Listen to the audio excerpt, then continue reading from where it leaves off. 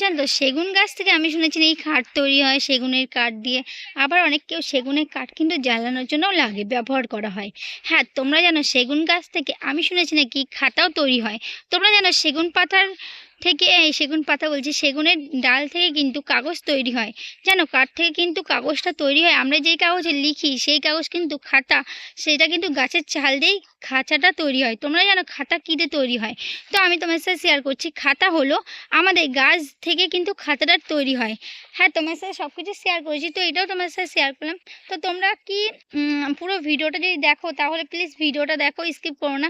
আমি চাই তোমাদের, আমার একটা লাইক তোমাদের আমার অনেকটা সাহায্য করবে আর হেল্প করবে, আর কিছুই চাই না। সত্যি বলতে তোমরা জানো এই ভিডিওটা করি শুধুমাত্র তোমাদের সাথে শেয়ার করবো বলে।